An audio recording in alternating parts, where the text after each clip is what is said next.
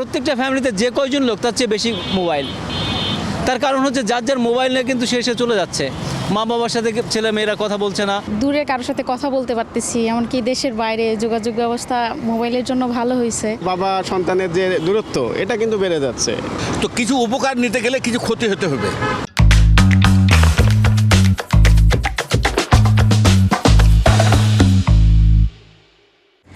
যে অনেক সময় আমরা চাইলে দূরে কারোর সাথে কথা বলতে পারতেছি, এমনকি দেশের বাইরে যোগাযোগ ব্যবস্থা মোবাইলের জন্য ভালো হয়েছে। আবার অনেক সময় দেখি যে ফোনের জন্য আসলে সম্পর্কগুলো একটু দূরে চলে যায়। যেমন যে আমরা একসাথে বসে আড্ডা দিতেছি, সবাই সবার ফোন নিয়ে ব্যস্ত। প্রত্যেকটা ফ্যামিলিতে যে কয়জন লোক তার চেয়ে বেশি মোবাইল। তার কারণ হচ্ছে যার যার মোবাইল নিয়ে কিন্তু সে চলে যাচ্ছে, মা বাবার সাথে ছেলে মেয়েরা কথা বলছে না, বা মা বাবা কোনো কিছু বলতে চাইলে সে হয়তো গেম খেলছে বা কোনো কিছু করছে, ওর সময় নাই।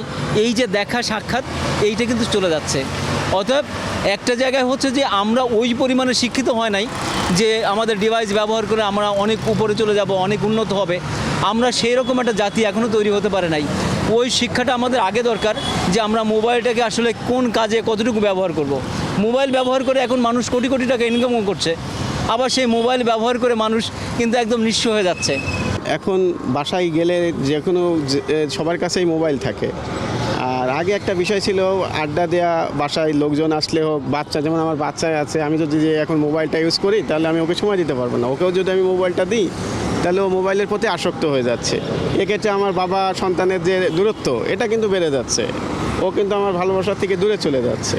তো এই জন্য মোবাইলটা আসলে আমার মনে হয় যে দূরের কথাবার্তাতে ঠিক আছে, দূরের আত্মীয় স্বজন যে এতটুকু যোগাযোগে ঠিক আছে, বাকিটা মোবাইল আমাদেরকে দূরেই সরিয়ে দিচ্ছে। বাহির থেকে যদিও মনে হয় যে মোবাইল ফোন আমাদেরকে কাছাকাছি এনেছে, যদিও আমরা দেশ বিদেশের সবার সাথে মোবাইল ফোনের মাধ্যমেই কন্ট্যাক্ট করতে পারি, কিন্তু আসলে প্রকৃতপক্ষে ঘটেছে ভিন্ন। আমরা ফোনের জন্য আমাদের দেখা করা কমে গিয়েছে। আগে আমরা একজনের খোঁজ খবর নিতে সশরীরে যেতাম, কিন্তু এখন আর সেটা যাচ্ছি না।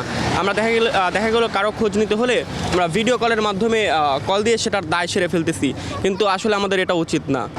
এখন আমি আছি লন্ডনে, আমার ছেলে আছে, সন্তান আছে, আমি যোগাযোগটা একদম কারেন্টের মতন পাচ্ছি, মানে যেই মুহূর্তে চাচ্ছি সেই মুহূর্তেই পাচ্ছি।